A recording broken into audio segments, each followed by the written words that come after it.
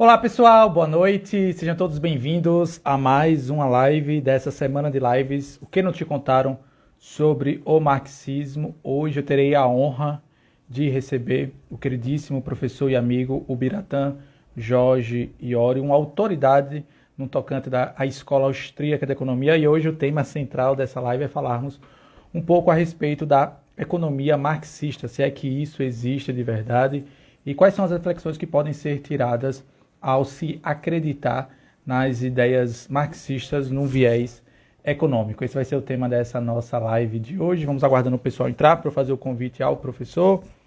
Espero eu que o áudio e o vídeo estejam em boa qualidade a todos que nos assistem. Só lembrando, tá, pessoal? Essa é a nossa quarta live. As outras 3 lives já estão disponíveis também a todos os interessados aqui mesmo no meu perfil, para que todos vocês possam assistir. Cauã, boa noite, Cauã, boa noite, Lucas. Lucas é sempre presente, pontualmente, um dos primeiros alunos a chegarem na aula online. Lucas e Cauã, meus caros, o áudio e a qualidade do vídeo está bom para vocês? Vocês conseguem me ver e ouvir em alto e bom som? Para que assim eu possa fazer o convite ao professor Ubiratã. Fico no aguardo de um retorno de vocês, positivo, para a gente poder de fato dar início. Só lembrando, tá, pessoal? Hoje nós vamos falar a respeito da economia marxista com o professor decano, né, doutor em economia, o professor Ubiratã, uma autoridade no assunto. Então, deixa eu só fazer aqui o convite. O professor Ubiratã já está aqui entre nós. Deixa eu só convidá-lo para ele fazer parte. Pessoal, todos vocês que vão divulgando essa live para que mais pessoas possam fazer parte aqui dessa nossa aula virtual a respeito da economia marxista. Caraca. Olá, professor! Opa. Olá, professor! Oi, tá me ouvindo? Perfeito e alto e bom som, meu querido. Ok, tudo bem com você? Professor, se melhorar estraga. Hein? Pronto, só fique à vontade. A gente fica no aguardo, se eu fazer a arrumação devida. Não, eu tô aparecendo inteiro aí, que aqui para mim é... Tá aparecendo sim, tá aparecendo. Tá só cortando um pouco da cabeça, mas nada tão grave. Aqui eu tô cortando até... Só aparece a sobrancelha para baixo. Não, aqui tá certo, aqui tá normal, professor. Perfeito, agora quando o senhor foi para trás ficou melhor ainda. Melhor. E o Perfeito. som, tá dando para ouvir? Tá ótimo, professor. Melhor impossível. Beleza. Em alto e bom som. Bom, professor, primeiramente, claro, desejar uma boa noite ao senhor. Agradecer, é óbvio, antes de mais nada, a disponibilidade e o senhor ter dedicado o seu tempo, que eu sei que é corridíssimo, para poder conversar comigo um pouquinho nessa nossa live de hoje e, de certa forma, brilhantando aqui essa nossa semana de lives intitulado O que não te contaram sobre o marxismo, que certamente vai ser uma aula à parte a todos que nos acompanham, que nos assistem ao vivo e que irão nos assistir depois, afinal de contas, né, professor? Uma vez na internet e sempre na internet, né? Ficará o registro dessa live para a posteridade. Ah, sim. Você vai colocar no IGTV, né? No IGTV, exatamente. Vou te salvar lá para quem quiser assistir. Depois vou colocar, professor, claro, com a sua permissão, lá no canal no YouTube, para que a gente atinja o maior número de pessoas possíveis. Claro. Até porque eu acho que no tocante ao conhecimento referente à escola austríaca, nós temos que ser socialistas. Vamos socializar, vamos compartilhar o saber. Ah, sim, sim. Pois bem, professor, então eu queria iniciar, se possível, que o senhor se apresentasse aos que estão chegando agora, aos que não têm a sorte e a honra de conhecer o senhor, o seu trabalho e a sua atuação defendendo a Escola Austríaca de Economia há alguns anos, há algumas décadas, para ser mais sincero. Que o senhor fizesse uma breve apresentação. Quem é o Ubiratã Jorge Iori? Quando foi que o senhor começou a defender as ideias da Escola Austríaca de Economia em nosso país? E explicar um pouquinho o que o senhor tem feito atualmente, qual a sua dedicação nos últimos dias de atividade laboral a favor das ideias da liberdade. Bom, eu comecei na escola austríaca, na verdade, nos anos 90, no início dos anos 90, influenciado por um ex-professor, professor Og Francisco Leme, saudoso professor Og, que era diretor acadêmico do Instituto Liberal do Rio de Janeiro. Então, eu já tinha alguns anos como economista, já tinha terminado o meu doutorado na Fundação Getúlio Vargas, aqui do Rio, já tinha apresentado a minha tese, não conhecia nada de escola austríaca, nunca tinha ouvido falar, você vê, né? Eu fui desde o jardim de infância até o doutorado sem saber o que era escola austríaca. Nunca tinha ouvido falar. Até no início, a primeira vez que falou, eu pensei que era alguma coisa de música, assim, de valsa, né, de Strauss. Eu também sou músico, né? Eu falei, não.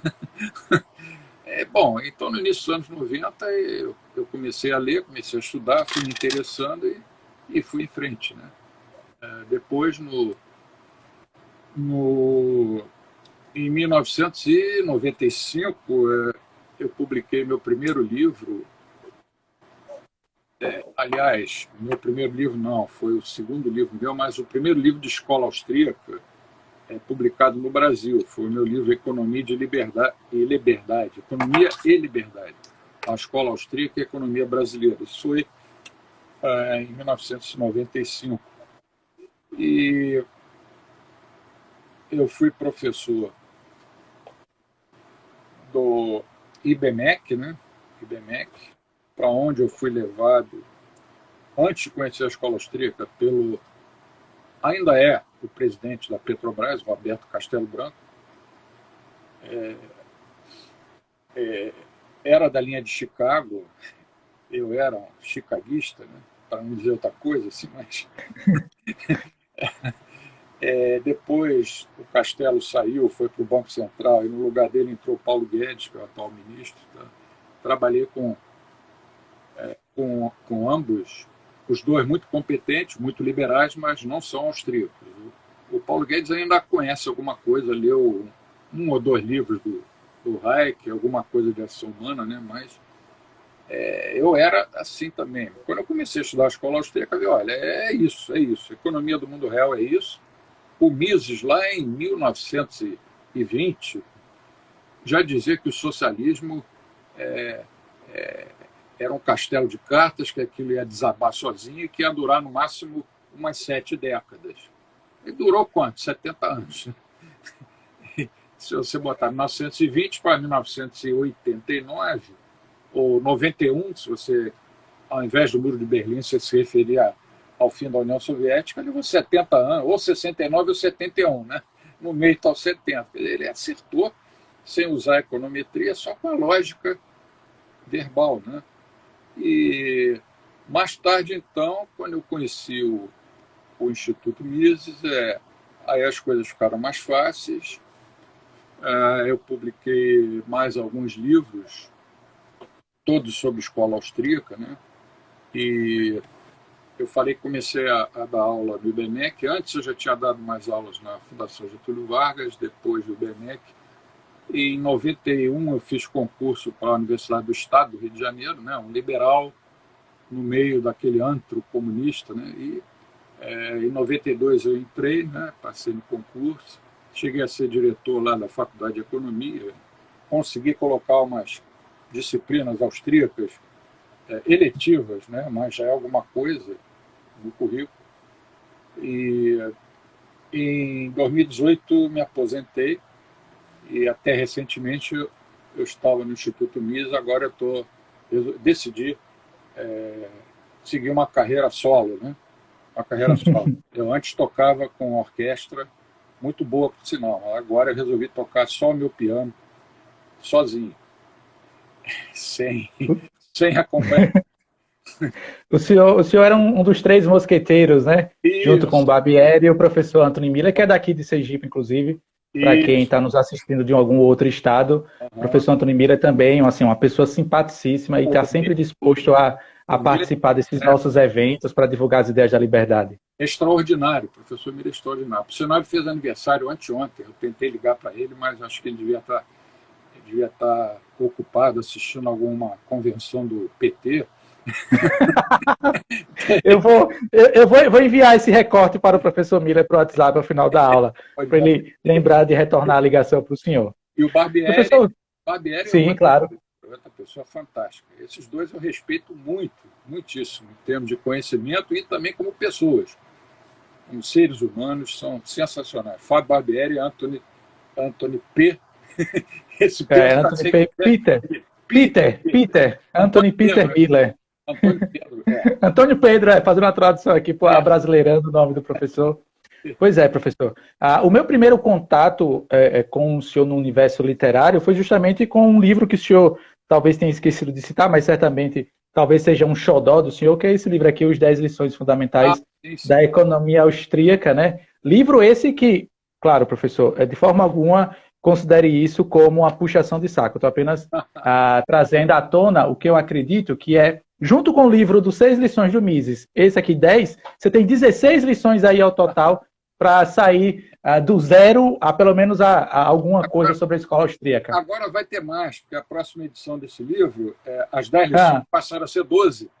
Então agora vai ter perfeito, uma dúzia perfeito. e meia. Uma dúzia e Uma meia de dúzia e lições. meia sobre a escola austríaca da economia. E eu também tive, claro, a oportunidade de, uma vez tendo sido convidado, ou melhor, tendo sido selecionado para, junto com outros colegas, fazer parte do Inter Mises School do 2019, se não me falha a memória, assistir a alguma das conferências de vossa pessoa.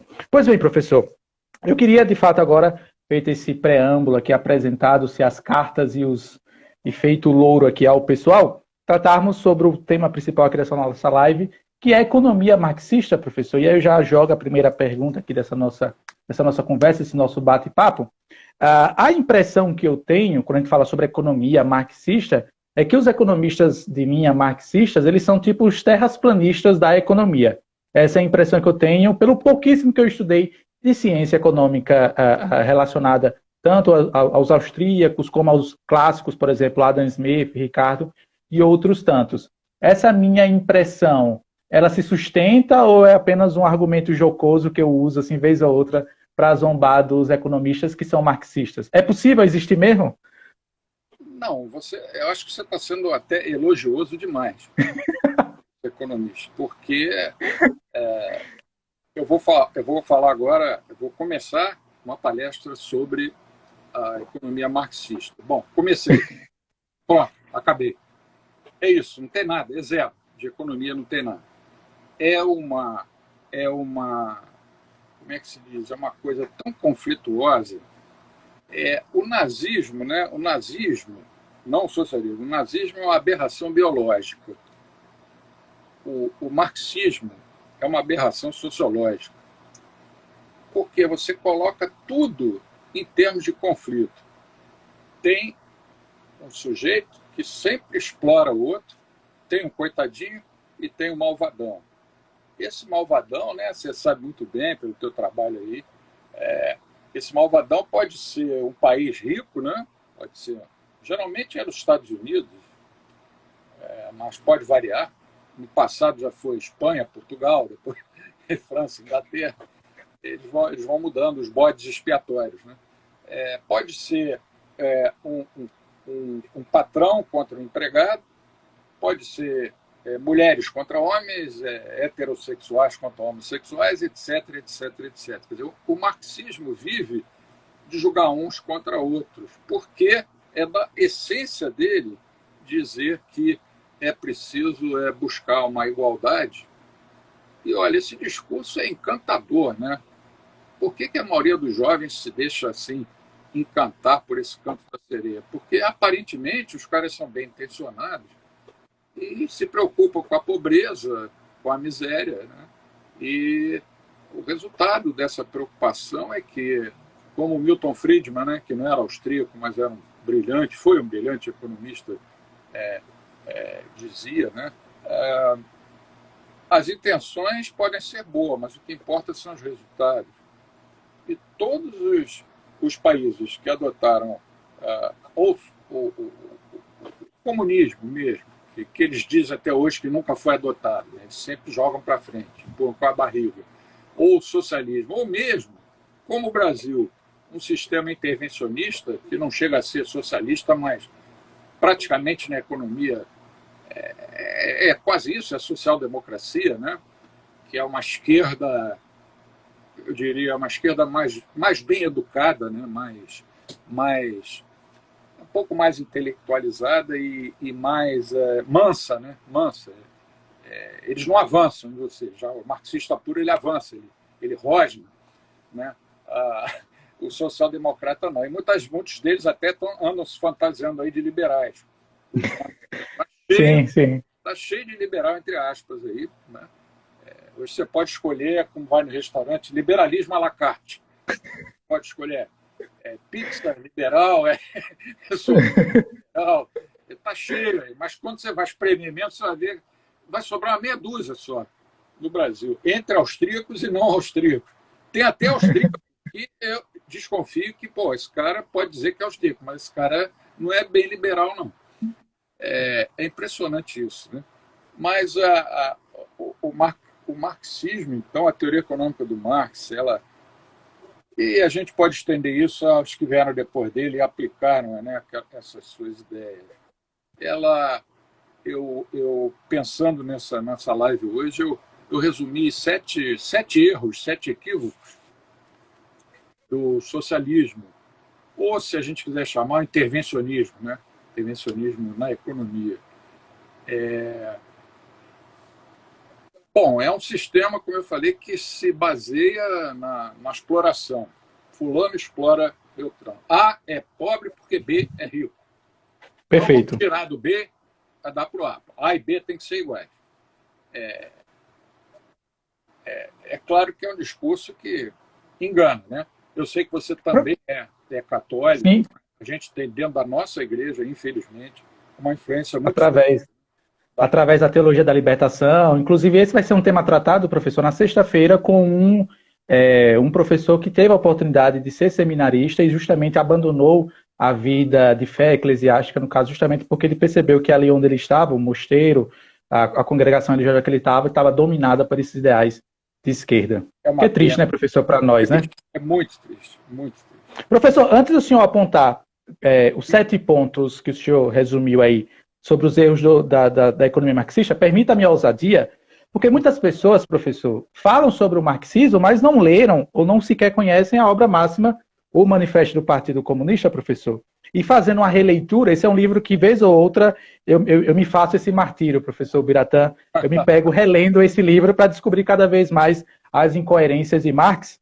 E aqui, professor, no capítulo 2, chamado Proletários e Comunistas, o próprio Marx e o Engels assumem que a sua economia ela não funciona. Eles mesmos escreveram isso. Permitam-me ler aqui na totalidade, apenas para esclarecer a todos aqui que nos assistem. Capítulo 2, página 68 dessa minha edição aqui da Pinguim. Abre aspas. De início, é claro que isso só pode acontecer por intermédio de intervenções despóticas no direito de propriedade e nas relações de produção burguesas, ou seja, por intermédio de medidas que parecem economicamente insuficientes e insustentáveis. Ou seja, eles mesmos assumem que a economia marxista, se colocada em prática, elas são insuficientes e insustentáveis, né, professor? Está aqui, é só ler, né? Já tem mais de 20 anos que eu li pela última vez, mas você está perdendo muita coisa, não. Lembrei. Uma coisa a gente pode dizer do Marx, como elogio, ele não era nada burro. Não, de forma alguma. Ele próprio... E nem era economista, né, professor? Vamos ser sinceros, né? E quem está afirmando isso não sou eu, não. É um dos maiores especialistas em Marx do Brasil, o José Paulo Neto, que lançou uma biografia recente do Karl Marx, onde ele falou em alto e bom som. Marx contribuiu para várias áreas da ciência, mas Marx não é economista. Ponto. Não é. Mas não foi. Mesmo assim, ele percebeu, né, ele, o Engels, no manifesto, que a economia dele não ia dar certo.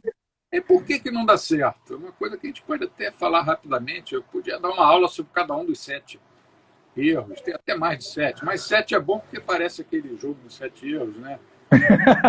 O número cabalístico. É o número cabalístico, né?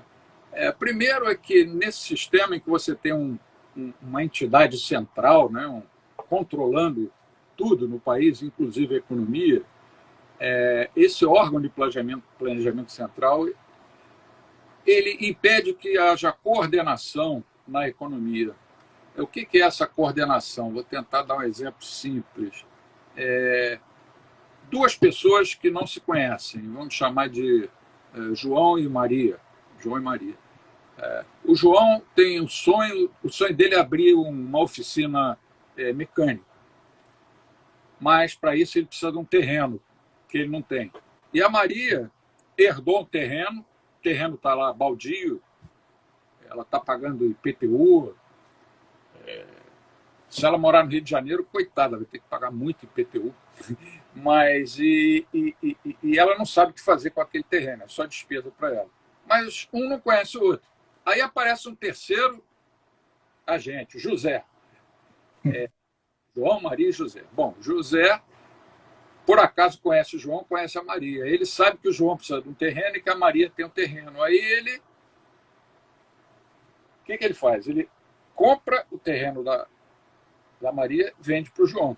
Claro que ele vai ter que ganhar um lucro nisso, porque ele vai ter trabalho, vai gastar tempo, assim, vai pagar táxi, vai gastar gasolina, né, etc. Isso a gente chama de coordenação. Quer dizer, esse terceiro elemento, o José, ele acabou coordenando os planos de João com os planos de Maria. Isso é possível em uma economia de mercado, uma economia com um órgão central controlando tudo. O José ficar isolado dentro do como é que se diz? Entre dois Uma grupos, redoma. na redoma, e a Maria e o João também, né?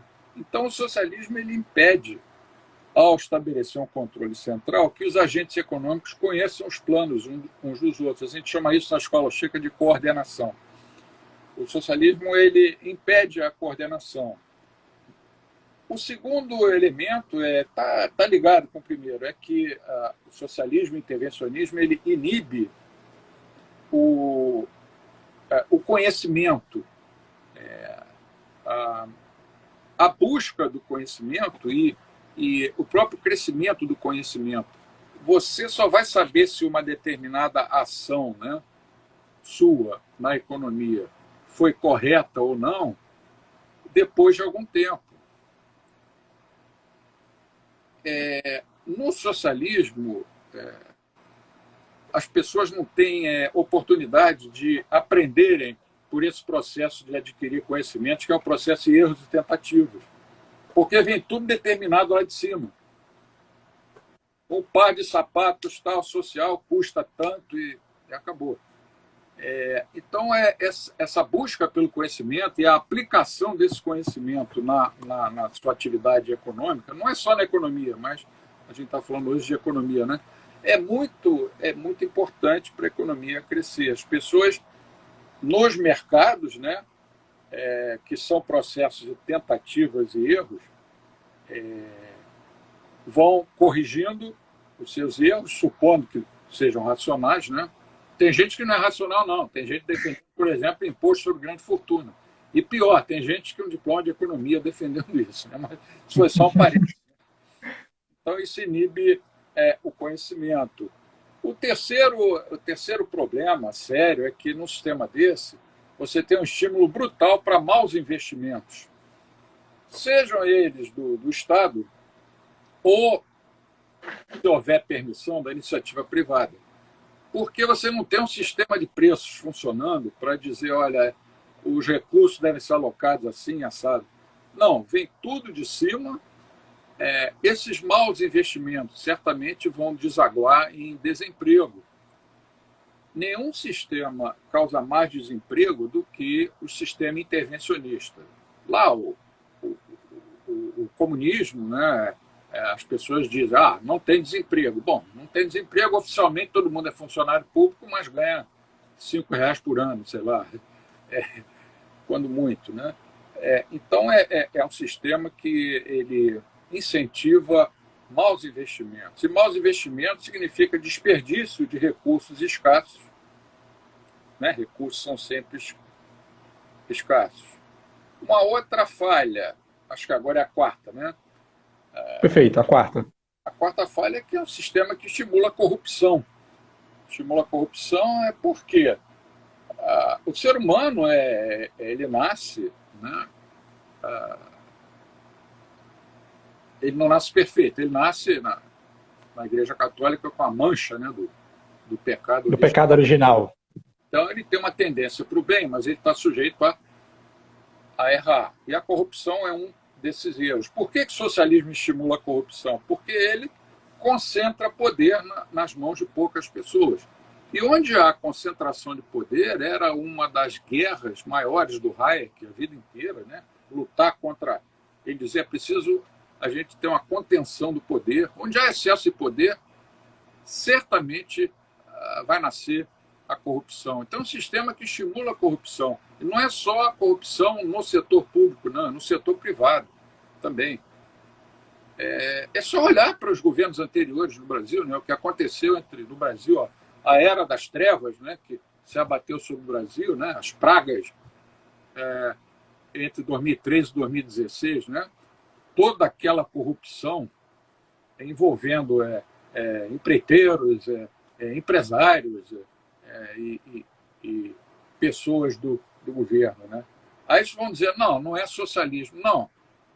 Não chegou a ser um socialismo descarado, mas era um socialismo embutido, quer dizer, uma social-democracia que iria se transformar em socialismo caso, em 2018, o resultado da eleição tivesse sido outro, né? Bom, outra característica do socialismo, outro erro, outro equívoco, é que ele estimula o mercado paralelo, o mercado negro, informalidade, né? Se você é obrigado a vender esse controle aqui de ar-condicionado, sei lá, qualquer outro bem, isso aqui é o primeiro que estava na minha mão, eu peguei aqui. O governo te obriga a vender por 5, mas você sabe que pode vender por R$10. Aí o que vai acontecer? Vai desaparecer, né? O mercado, vai sumir esse bem. Aí no mercado negro você vai vender pelos 10, ou às vezes até por mais, né? Economia informal é um dos subprodutos do excesso de regulamentação, do excesso de controles, do excesso de tributação, da burocracia, né? Todas essas pragas que a gente conhece muito bem no Brasil. Outra característica, acho que eu já estou na sexta. Número 6 agora. Número 6, professor. Número 6 é que esses sistemas intervencionistas, eles bloqueiam a criatividade individual, porque eles pensam tudo pelo coletivo, né? São sistemas coletivistas.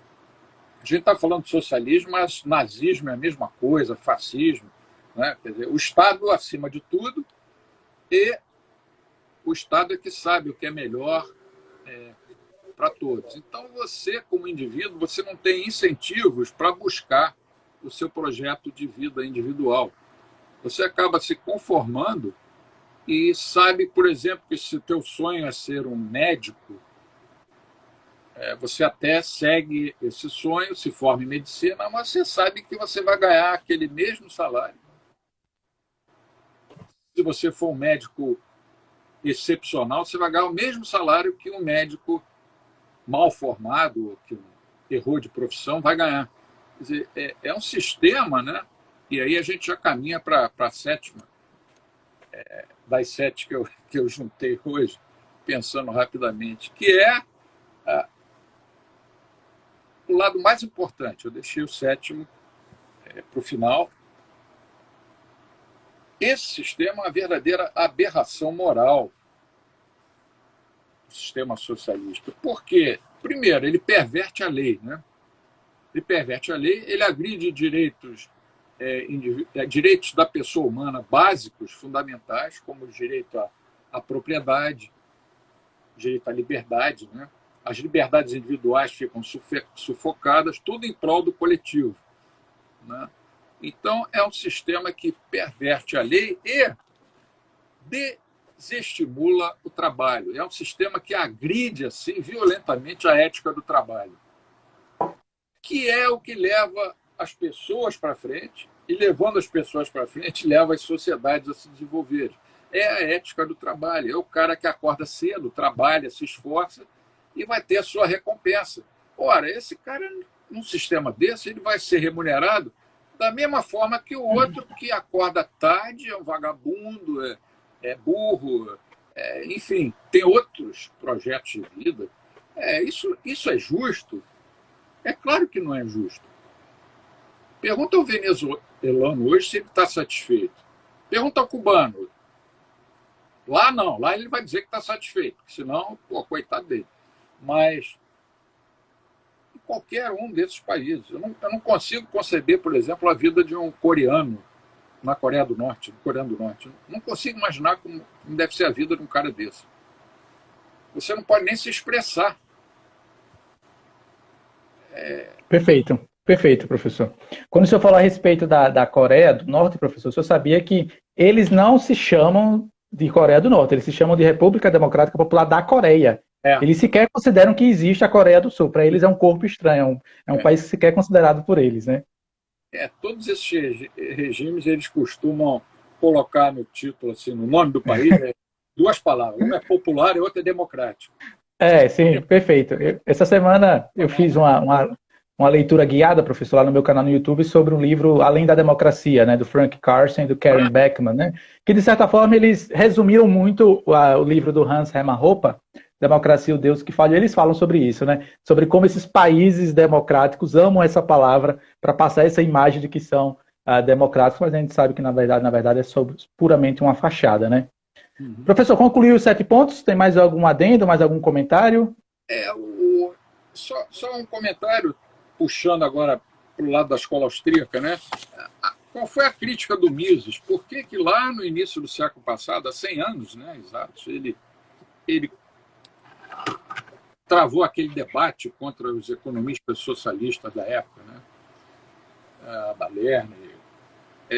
Qual era o argumento do Mises? O argumento dele foi baseado, a crítica do Mises ao socialismo baseava-se na extinção do direito de propriedade, né? Ele estava criticando um regime puro, né? como o da União Soviética. Já a crítica do Hayek era mais baseada nessas coisas que eu acabei de falar, em algumas delas, tipo assim, obtenção de conhecimento, é mais difícil você estimular o crescimento do conhecimento. Mas qual era a crítica do Mises? Fulminante. Ele dizia, olha, preço é uma coisa que só pode existir se houver um intercâmbio, uma troca livre, voluntária. Alguém vendendo e alguém comprando. Os seres humanos, eles já nascem assim, né? A economia é uma coisa tão simples. O Mises dizia sempre, good economics is basic economics. Quer dizer, a boa teoria econômica é aquela simples, não é aquela toda rebuscada. Onde está essa simplicidade? Olha, com base num princípio só, que é o princípio da ação humana, o Mises construiu todo o edifício da economia. Impressionante. Um livro de 1000 páginas. As pessoas agem querendo melhorar, achando que se fizerem aquilo, se escolher aquela determinada ação, elas vão ficar mais satisfeitas do que estão agora, senão não agiriam. Né? Esse é o conceito de ação do Mises. E na economia, é uma coisa tão simples que os economistas às vezes têm vergonha de dizer. Quem vende sempre vai querer cobrar mais e quem compra sempre vai querer pagar menos. Vai querer pagar menos, Pô, exatamente. isso é básico, é essencial. Por quê? Ah, mas isso é errado. Não é errado nem certo. As pessoas são assim. Você jamais vai ver um vendedor dizendo assim, eu podia te vender por 30, mas eu vou vender só por 20. Vai dizer ao comprador, você está me cobrando só 18, eu quero pagar 45. Então é assim, pode ser 2 PhDs em economia, pode ser 2 caras que nunca frequentaram a escola, está no meio da floresta. O que está vendendo vai querer cobrar mais, vai pagar menos. Então, um preço, voltando ao Mises, né? Um preço é um produto exclusivo da economia de mercado. Governos não podem determinar preços, dizia o Mises, pela mesma razão que uma galinha não pode pôr ovos de gansa. Não é? Porque a essência do governo não é determinar preços, a essência do governo é outra. O preço tem que ser determinado pelo mercado. E, ao extinguir a propriedade privada, esse era o argumento do Mises. Né? Sem propriedade privada, com a extinção da propriedade privada, não se pode falar na existência de mercados livres. Mercados supõem liberdade de escolha. Você até fala mercado, mas se o mercado é controlado demais, é um mercado entre aspas. Sem mercados, você não pode determinar os preços. preços aí não é aquele negócio que está escrito lá no cartão, não. É preço no sentido do Mises. Preço que resulta de uma interação livre entre comprador e vendedor. Então, se você não tem propriedade privada, não tem mercado. Se não tem mercado, você não vai ter preço. E, se não tem preço, é impossível fazer cálculos de custos e benefícios, o que eles chamavam na época de cálculo econômico, né? Essa é até a tese acho que de mestrado do Fábio Barbieri, na USP, tem até um livro que ele lançou sobre isso, que eu recomendo a todos que leiam, muito bom. Essa é a essência da crítica do Mises. Com base nisso, né, e aí teve uma polêmica enorme com economistas socialistas na época, que naquele tempo o socialismo, se até hoje ainda tem gente que defende, você imagina assim que a União Soviética instituiu, surgiu, que o crescimento era fantástico, porque no curto prazo o governo aumenta os gastos, você tem aquela inchação, né? Depois, no longo prazo, aí é que entrou o Mises e falou, olha, esse negócio não tem como durar, porque o socialismo, em termos econômicos, é um sistema que se guia às cegas. Ele sai tateando pelo escuro para descobrir quais são as melhores decisões a tomar. Ele não tem conhecimento, o planejador central não pode ter conhecimento do que se passa na cabeça, sei lá, de 50 milhões de pessoas que moram no país. Quais são os planos de cada um? A economia é uma coisa muito complexa, a economia do mundo real. É como um universo, assim, um universo em expansão. O universo não para. Qualquer instante, qualquer fração de instante do tempo deve ter agora um meteorito batendo de frente com alguma estrela. Aí os dois vão para a delegacia, registro BO. A gente não sabe. Aonde aconteceu isso? Na galáxia número 5.315. Sei lá. A economia é isso. Você tem milhões de meteoritos, de meteoros, de planetas, de satélites, poeira cósmica. E como é que você vai saber tudo que está acontecendo na economia? Quantas pessoas foram dormir ou vão dormir hoje, a gente está de noite, né? Pensando amanhã em comprar ações, por exemplo, da Petrobras, porque acha que vai subir, ou em vender, ou em tirar o dinheiro que está na poupança e aplicar em alguma coisa. Como é que a gente vai saber isso? É por essas e outras que eu gosto sempre de dar esse exemplo. O fundador do Instituto Liberal do Rio de Janeiro, que era um grande empresário, Donald Stewart. Donald Stewart Jr. Um grande sujeito, é outra pessoa que deixou saudade. Ele contava sempre de uma visita que ele fez ainda à União Soviética, poucos anos antes de acabar o regime. Acabou em 91, né? Isso deve ter sido em 89. Sim, 89 foi a queda do Muro de Berlim, né, professor? Foi o ano, inclusive, que eu nasci. Eu, inclusive, uso isso para elogiar a data do meu nascimento. Eu nasci em um regime que caiu. Você veio trazer a liberdade ao mundo. Prossiga, professor. Entrou numa loja lá e viu um sapato masculino, né, de homem. Ele achou o sapato tão feio que ele falou, pô, eu vou comprar para mostrar lá no Brasil. Toça brutalhado, tudo.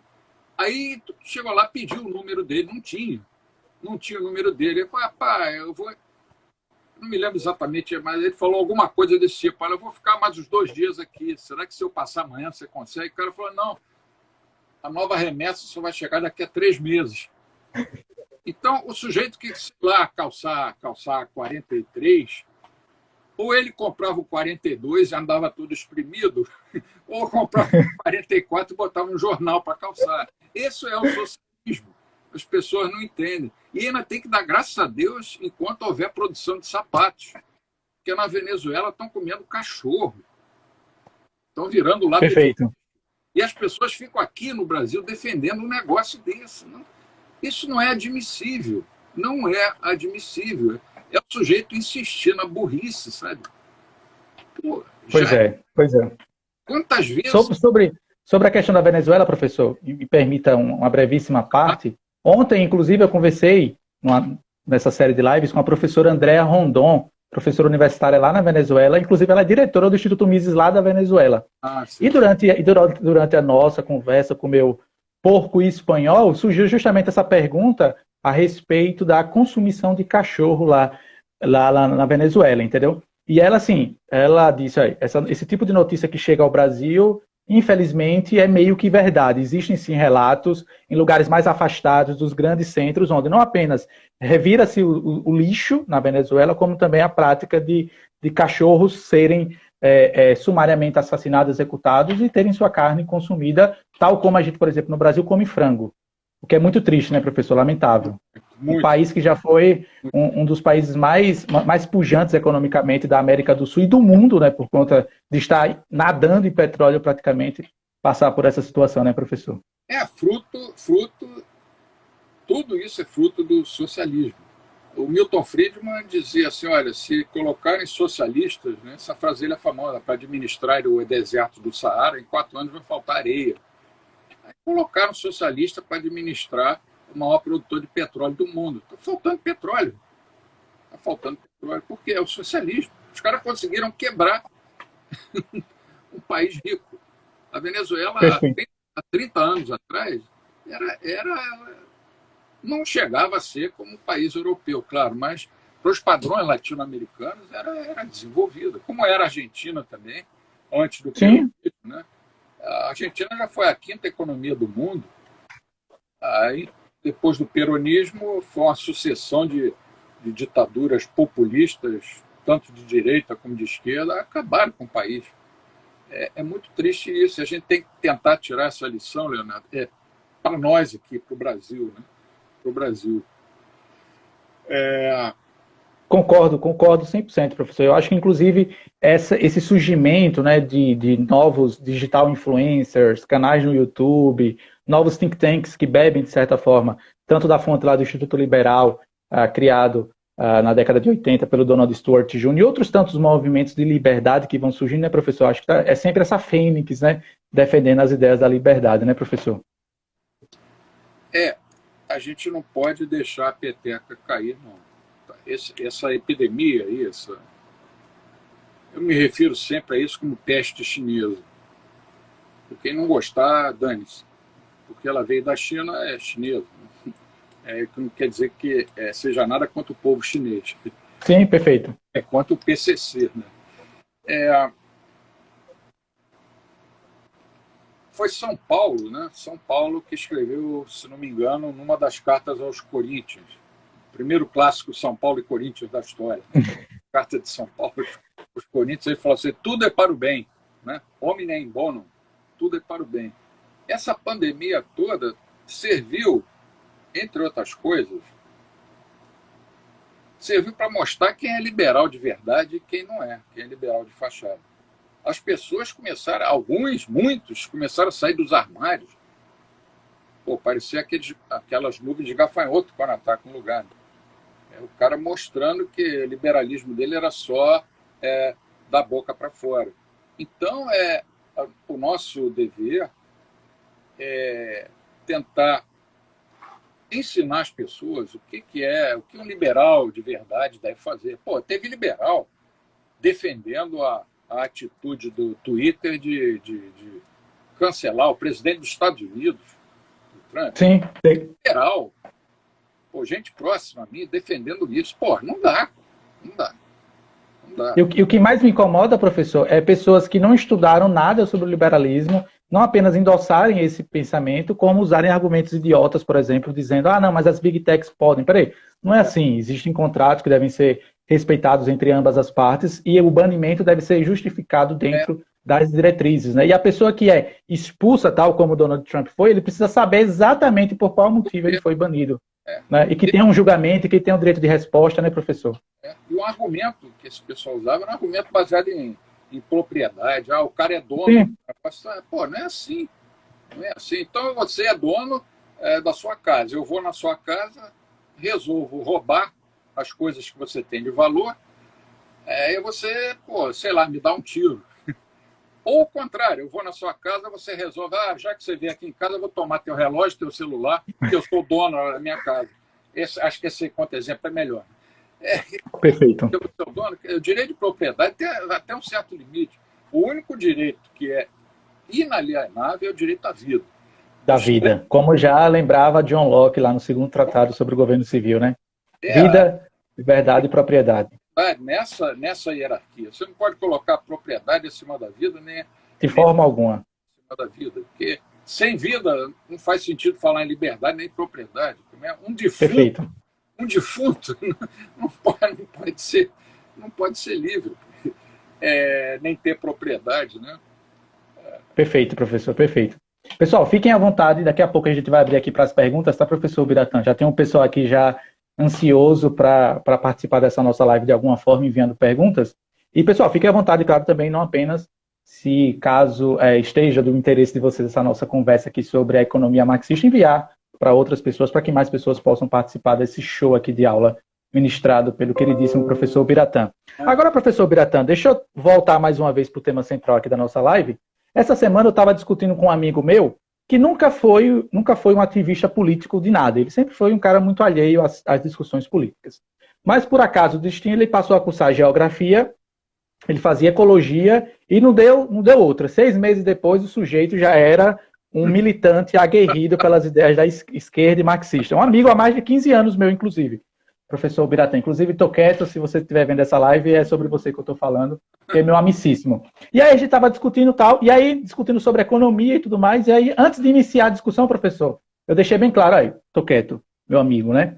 Primeiro, se você for da linha da teoria econômica, monetarista, de Ciro Gomes, e que todos os problemas do mundo se resolvem com imprimindo mais dinheiro, eu nem vou discutir com você, porque aí é um hack que você está usando na vida, que aí a gente não vai ter problema econômico nenhum, basta você lá imprimir mais dinheiro e, entre aspas, resolver os problemas. E aí a minha pergunta, professor, é nesse sentido.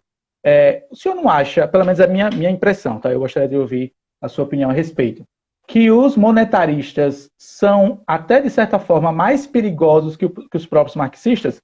Explico por quê, na minha humilde opinião, de maneira muito breve. Porque a economia marxista já se provou que não funciona. Ponto. 1 mais 1 não dá 3, 1 mais 1 é 2. Isso aí já está mais do que basilado na ciência, na teoria econômica. Mas os monetaristas justamente utilizam-se desse argumento muito mais sentimentalista, né, de dizer que se temos problemas econômicos é porque o governo não quer resolver. Então vamos tomar conta aqui desse Banco Central e da imprensa, né, perdão, dizendo, da impressão de moeda para resolver os problemas. O senhor não acha que os monetaristas, Ciro Gomes e sua laia, são mais ou tão perigosos quanto os marxistas, professor? Sim, eu só não chamaria o Ciro Gomes e esse pessoal que gosta de rodar a máquina de moeda de monetarista, né? Monetarista era o Milton Friedman. Por que era monetarista? Chamado monetarista? Porque ele dizia que o controle da oferta de moeda pelo Banco Central era importante para não ter inflação. Isso aí a gente pode chamar de keynesianos. Perfeito. Novos keynesianos. Esses caras são mais perigosos, sim. São mais perigosos porque eles são como os camaleões, eles mudam assim de cor, né? Não há nada mais perigoso do que um tucano no espectro político brasileiro. Você olha aquele sujeito lá do PCO, né? Que é PCO, né? Partido da Causa Operária. PCO, da Causa Operária. Você já sabe o que o cara tem. Agora vem um cara desse, não, ele vem com um discurso liberal, mas é um baita do intervencionista. E eles são muito mais perigosos. Agora está circulando aí na praça uma tal de teoria monetária moderna, que esse negócio é mais antigo. Sabe o Matusalém, aquele senhor... Da Bíblia, personagem bíblico que viveu milhares de anos. Viveu mais de 800 anos. Esse negócio é mais velho do que o bisavô do Matusalém. Vamos emitir moeda que todos os problemas resolvem. A inflação não é problema e nem a dívida interna é problema. Essa é a teoria monetária que eles chamam de moderna. Como diz o professor Miller, que eu assisti a palestra dele, esse negócio não é nem teoria, nem monetária, e muito menos moderna. Se isso fosse verdade, você até já falou isso hoje, bastava o governo jogar dinheiro na praça que ninguém ia ser pobre mais, não ia faltar nada, ia ser uma maravilha. É um perigo você se deixar encantar pelas palavras de um coronel desses, como o Ciro Gomes, né? Aquele Perfeito. Cara que ia perdoar as dívidas do Serasa. As dívidas, da SPC Serasa, e criou um projeto para parcelamento.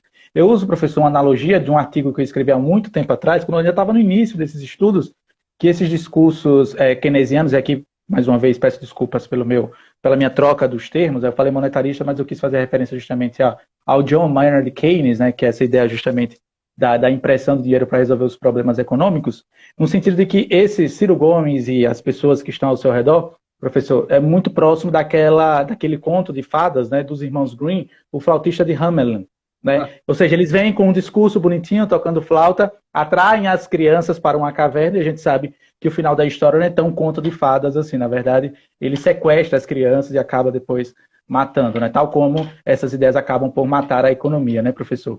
Mas aí, o senhor comentou a respeito de como esse trabalho aqui é importante justamente para tentar trazer à luz sobre esses fatos da economia marxista, professor. Permita-me puxar, e aí talvez seja minha última intervenção, e a gente pode abrir para a pergunta depois da sua resposta. Na escola, professor, eu digo porque eu já frequentei, já fui professor tradicional, sala de aula, aquela coisa toda, sistema educacional e tudo mais. E era muito frequente os alunos me questionarem, ou me procurarem, melhor dizendo, para falar sobre de que forma foi abordado os assuntos marxistas em sala de aula, os assuntos liberais e tal. E semana passada, professor, 2 semanas atrás, para ser mais exato, eu participei de um curso da UJS, da União Juventude Socialista, sobre Karl Marx. E nesse curso eu aprendi várias coisas, e uma delas, que eu pouquíssimo conhecia, era a vida pessoal do Karl Marx, e um dos palestrantes lá deixou claro que o Karl Marx ele teve acesso, ele leu Adam Smith, ele leu Ricardo, só que o inglês de Karl Marx ele era muito limitado. Né? O Karl Marx, ali durante a Inglaterra, frequentava a biblioteca que tinha mais livros na época ali dele, e ele teve acesso a esses livros, tanto do Ricardo quanto do Adam Smith. E esse professor falava que, talvez, professor, essa era a desculpa que esse militante marxista compartilhava aos alunos, professor, que talvez pelo fato do Marx não entender inglês, ele cometeu alguns erros da ordem econômica justamente por não conseguir compreender o Ricardo e o Adam Smith, que escreviam em inglês. E aí a minha pergunta é essa, professor. Existem duas teorias que são ensinadas na escola quando se fala sobre marxismo. É a mais-valia e a teoria do valor-trabalho. Eu gostaria que se o senhor pudesse explicar aqui a todos que nos assistem, de maneira muito breve, onde é que está o erro dessas duas teorias defendidas pelos economistas marxistas, inclusive presente no próprio Capital. Bom, a teoria do valor-trabalho talvez o Marx tenha buscado no próprio Adam Smith, porque talvez seja o único assim ponto do livro A Riqueza das Nações, né, do Adam Smith, que seja passível de crítica. O valor seria determinado pelo trabalho, pelas horas de trabalho gastas para produzir um determinado bem. O David Ricardo depois aprofundou um pouco isso, e o Marx, claro, isso é um prato feito para a teoria marxista, né? Ele estava querendo dizer que o trabalhador era explorado pelo capitalista, né? E só o trabalhador que gerava valor, porque só ele que trabalha. E o patrão, né? O patrão não trabalha, o patrão é vagabundo, né? Enfim, só se apropriava da mais-valia. A mais-valia, na verdade, é um negócio rebuscado, mas é o lucro. É a raiva que ele discute na cabeça de todo mundo de quem ofere lucros, como se o lucro fosse uma coisa ruim, desonesta, sinônimo de maldade. Não, o lucro é remuneração, entre outras coisas, né, não é só isso, mas entre outras coisas, do risco que o empresário toma quando ele resolve investir em algum projeto que ele só vai ter retorno, só vai ganhar lá no futuro, né?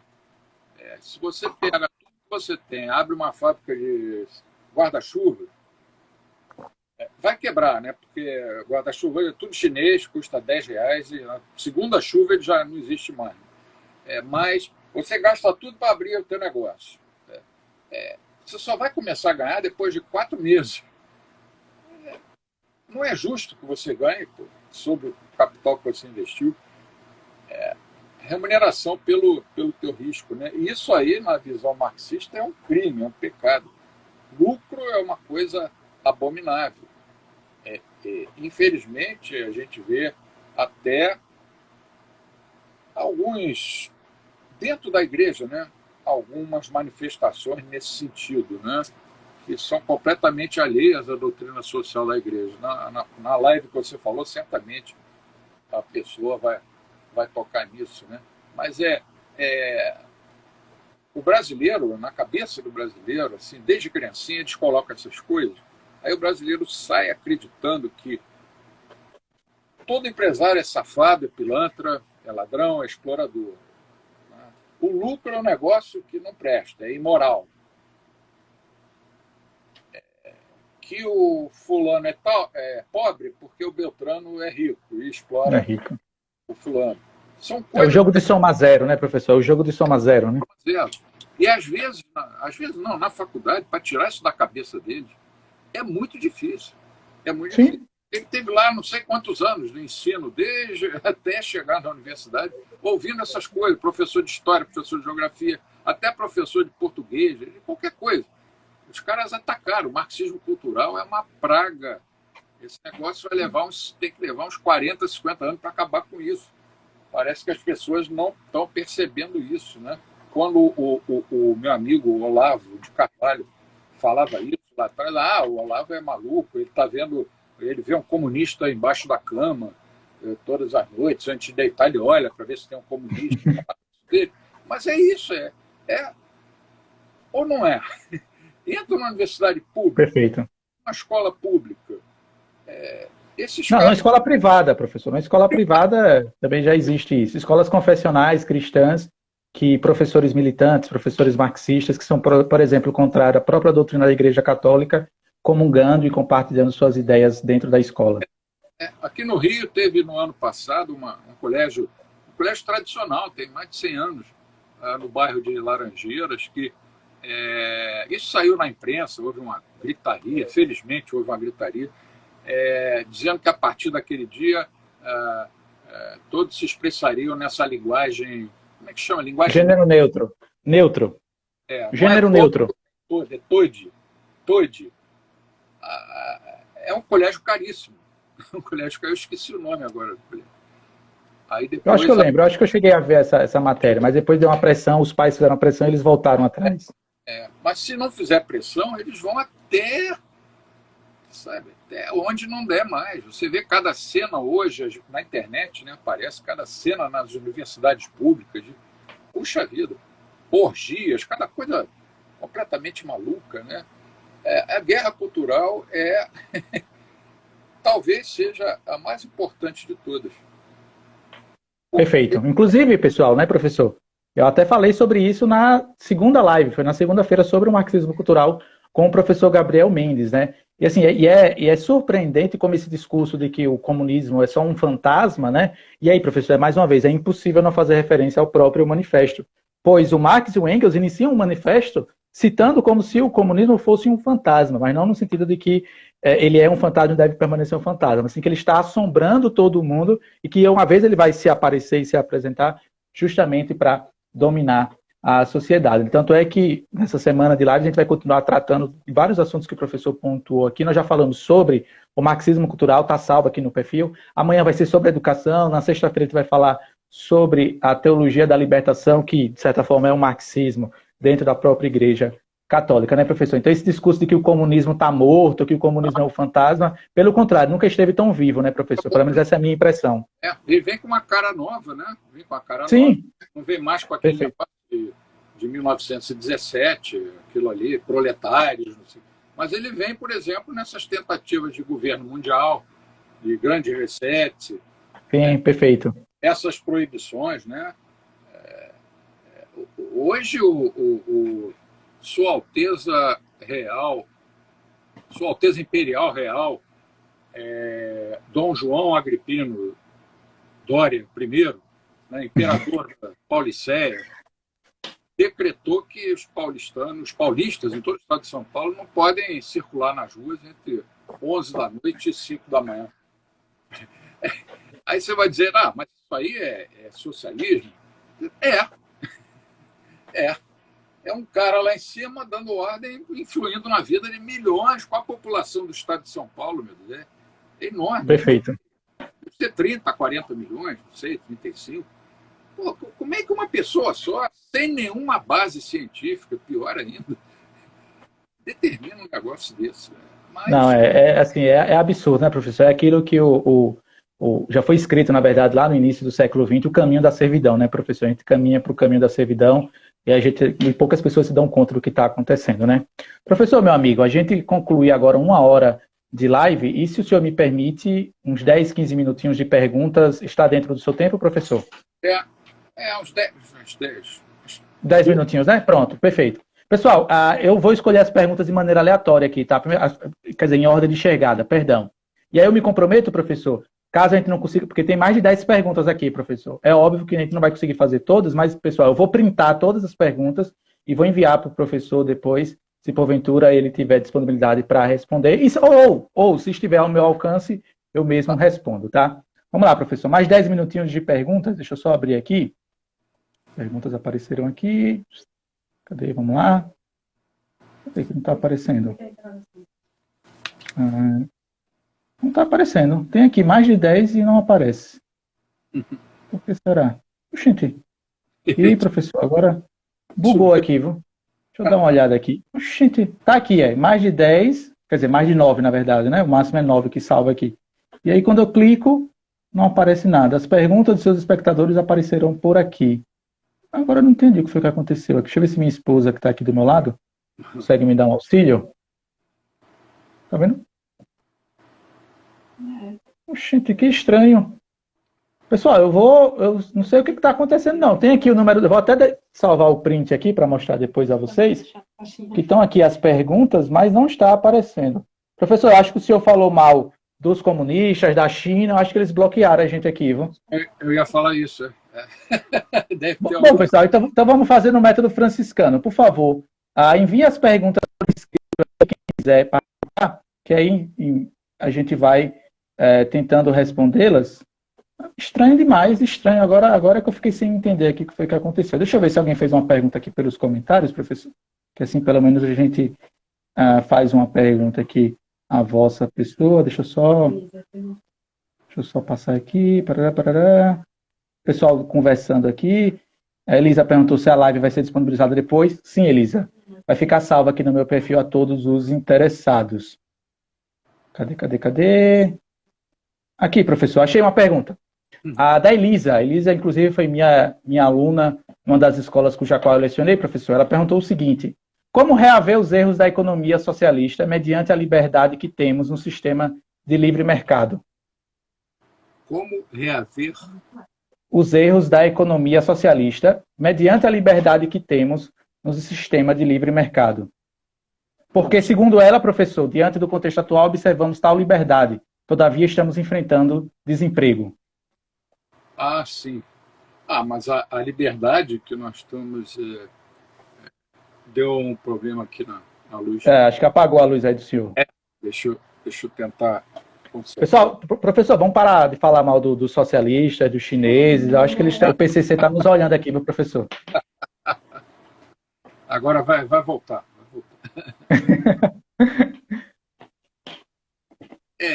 O Brasil, você não pode falar que o Brasil já adotou uma economia de mercado. Não, ele está tentando, desde o início de 2019, desde que a atual equipe econômica, nem vou falar do presidente, porque hoje está se discutindo se ele é adepto ou não da economia de mercado. Eu acho que não é, mas o ministro da Economia é. A gente está tentando fazer do Brasil, a economia brasileira, uma economia de mercado desde 2019, mas as pessoas não estão deixando. Uma economia de mercado pressupõe o quê? Pressupõe, primeiro, privatização, né? Está voltando a luz. Voltou. Faça-se a luz. Fiat Lux. Fiat Lux. Falta só uma aqui. Apagou. Espera aí.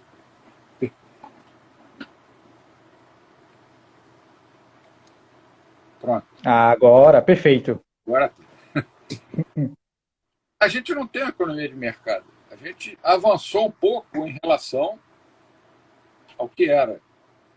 Mas em 2019 houve alguns avanços, teve a lei de liberdade econômica, mas ainda tem um excesso de burocracia, um excesso de regulamentações, impostos ainda são abusivos, as reformas não foram feitas.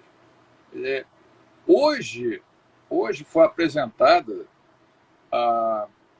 o projeto de privatização dos Correios. Só hoje. Só? Nasceu, puxa vida, que parto difícil. Ontem foi a Eletrobras.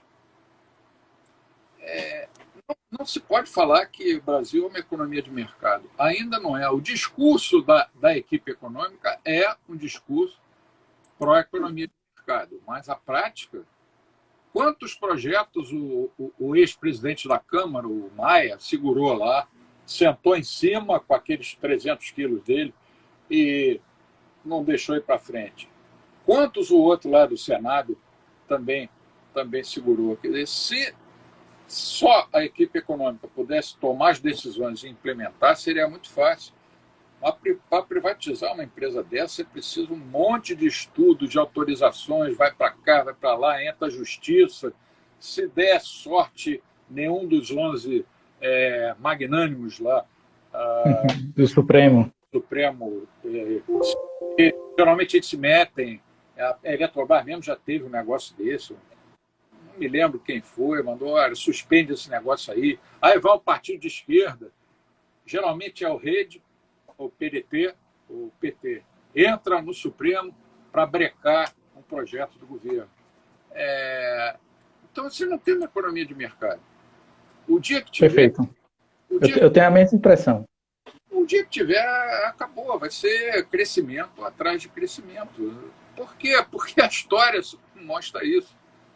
Os Estados Unidos, no ano da independência, 1776, né? Não, isso agora me come 1789, a Revolução Francesa. No final do século, agora esqueci o ano exato, no final do século XVIII, a renda das 13 colônias dos Estados Unidos era equivalente à renda dos 10 países da América do Sul. Nós éramos tão pobres como eles eram tão pobres como nós. 100 anos depois, eles já estavam longe. 200 anos depois, nem se fala. Por que isso? Liberdade econômica, capitalismo, que é uma palavra maldita. Sim, sim. É só isso. Perfeito. É o mínimo, né, professor? É o mínimo a ser feito, né? O mínimo. Deixa trabalhar, deixa as ideias fluir, né, professor? Professor, mais uma pergunta aqui, acredito essa ser interessantíssima, eu quero compartilhar com o Voz MC. Professor Biratã, o pessoal dizendo aqui que o senhor tem que fazer um curso de escola austríaca de economia, e a pergunta professor, von Babeck foi o maior refutador das ideias marxistas? A pergunta é se ele foi... Sim. Não, primeiro ele disse que o senhor tem que fazer um curso da escola austríaca, né? E depois ele fez essa pergunta. Fala para ele que a gente está pensando Está nos planos. Perfeito. Muito breve mesmo, para ele me acompanhar aqui no Instagram. Perfeito, ótimo. Não Fica só aí, pessoal. Austríaca, não só esse, mas outros cursos sobre... Perfeito. E sobre o von Babeck, professor, o senhor acha que ele foi o maior refutador das ideias marxistas? Foi o primeiro, né? Foi o primeiro, porque ele era um pouco mais velho que o Mises, e depois dele foi o Mises. Mas ele é conhecido pela crítica que ele fez. Eu estou até olhando aqui, ver se acha o livro dele, mas a gente nunca acha quando está querendo, para lembrar o título exato. É uma crítica ao socialismo, né?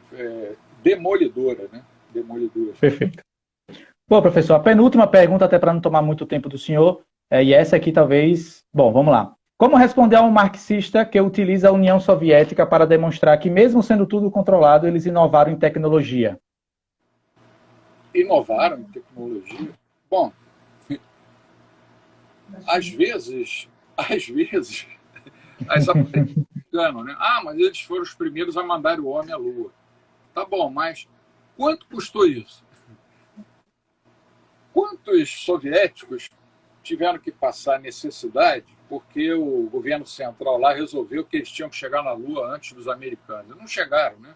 Ele não mandou o primeiro homem à Lua, eu errei, ele mandou o primeiro o Yuri Gagarin, né? Foi o primeiro cara espaço, né? No espaço, aquela corrida espacial. O que aconteceu depois? Quebrou a União Soviética. Quebrou. Ela caiu inteira, porque é um sistema que não se mantém. Qual a tecnologia que a Coreia do Norte produz? Aí vão falar da China. Pô, peraí. Já falaram da China aqui já, professor, inclusive. Claro que vão falar. A China é um sistema político fechado, mas a China abriu a economia. hoje talvez seja a economia mais aberta do mundo. Quem desenvolveu, e cá entre nós, tecnologia chinesa, a maior parte não é chinesa, né?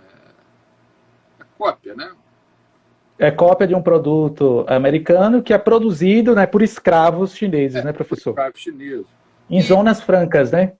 zonas francas. E o único produto chinês que dura é esse Covid aí, esse negócio. E o resto, sabe? Eu comprei aqui um suporte para colocar essas luzes para a gente gravar live. Sim. Deve ter 2 meses de uso. Eu estava começando a balançar. Eu já tenho que passar com barbante aqui, fazer uma gravação. Chinês. Perfeito, perfeito. Bom, professor, última pergunta, até para não invadir a privacidade e o tempo do senhor. O Marcelo pediu aqui a última pergunta, professor. Queria saber se o professor imagina ainda termos a desestatização da moeda. O senhor acredita que isso é possível, professor, em nosso cenário brasileiro? Não temos uma moeda estatizada? É o meu sonho, era o sonho do Hayek, né? Ele escreveu a desestatização do dinheiro ainda nos anos 1975, né? Mas em termos de implementação prática, eu acho que o mundo ainda não está preparado não para isso. Não que não deva, mas as pessoas ainda não aceitam, as pessoas ainda têm aquele negócio de que dinheiro tem que ser carimbado pelo governo. O ideal é você ter um sistema com várias moedas internas, né, competindo entre elas. Competindo. Deixa, como era, por exemplo, em Florença, na Itália, como era em Veneza, como era na Holanda. Em Florença tinha 4 banqueiros que emitiam moedas. Cada uma delas era usada para certo tipo de transação. Uma delas se chamava Fiorino e a outra Quattrino. Né? Se um banqueiro desse emitisse moeda além do que devia, se ele fosse um mau gestor, vamos dizer assim, da moeda dele, a moeda dele ia se desvalorizar, ou ela ia desaparecer perante as outras, ou ele ia ter que consertar, né, a gestão dele. Mas quando é só o governo, quando é o monopolista da emissão de moeda, é o problema de todo monopólio legal. Né? Nem todo monopólio é ruim. Monopólio só é ruim quando ele é instituído por lei, né, chamado monopólio legal. Se o monopólio existe porque aquela empresa se tornou a única, por ter sido mais eficiente, palmas para ela. Mas ela tem que ficar sujeita a, se ela dormir no ponto, se ela cochilar, aparecerem competidores contra ela. Né? É por isso que a melhor solução para a Petrobras é privatizar e deixar ela competir com outras. Quantas empresas petrolíferas tem nos Estados Unidos? Dezenas. Vê lá se tem problema com caminhoneiro, por exemplo. Não tem. De forma alguma. Competição. A palavra de ordem é livre mercado, competição. Espero Perfeito. ter ajudado. Não, eu acredito que foi salutar e muito clara a sua resposta, né? E aí, apenas a critério de acréscimo à resposta do professor, quer ver um exemplo dessa desestatização da moeda e como os monarcas e como quem está no poder nunca vai ter interesse em fazê-lo, basta lembrarmos, né, professor, da Revolução Francesa, quando os jacobinos, uma vez derrubada a monarquia francesa, uma das suas primeiras medidas na área econômica foi justamente imprimir moeda a rodo, né, justamente para, entre aspas, comprar a população, né, professor? Exato. Bom, professor Biratã, eu só tenho a agradecer, muito obrigado por me honrar, não apenas com vossa presença, como também com o seu conhecimento, não tão somente a mim, como a todos que nos assistiram e que irão nos assistir, tá? Eu só tenho a agradecer pela sua participação, professor. Obrigado, professor Leonardo, e estamos às ordens, vamos continuar nos comunicando, né? Depois vamos ver essas perguntas que sobraram. Perfeito. E avisa o pessoal aí que para ficar ligadão, porque em breve vamos ter novidades austríacas no meu Instagram. Ótimo, ótimo. Pessoal, sigam o professor Biratã, quem já não segue, é óbvio, por favor, façam isso. E assim, pessoal, assim vou me despedindo e agradeço a atenção de todos. Só lembrando, essa é a nossa 4ª live dessa semana de lives. Amanhã irei conversar com a professora Ana Maria Camargo sobre educação, sobre homeschooling e sobre como a educação, de certa forma, foi tomada pelos ideais marxistas e o que podemos fazer para evitar isso. A Ana Maria é uma especialista Sim, exatamente. Eu fui atrás justamente dos melhores nomes para montar essa semana de lives, professor. Ele é de Salvador, da Bahia, e trabalha muito. Salvador, exato. Eu sempre brinco com ela, Perfeito. você lá trabalha, isso é brincadeira, claro. Perfeito. Bom, professor, mais uma vez obrigado, que Deus o abençoe enormemente, um abraço para o senhor, saudações para a sua família e nos vemos certamente, se não presencial, online. Tchau, tchau, professor, que Deus o abençoe. Tchau, tchau. Tchau, tchau, pessoal, boa noite, nos vemos amanhã, às 9 horas da manhã.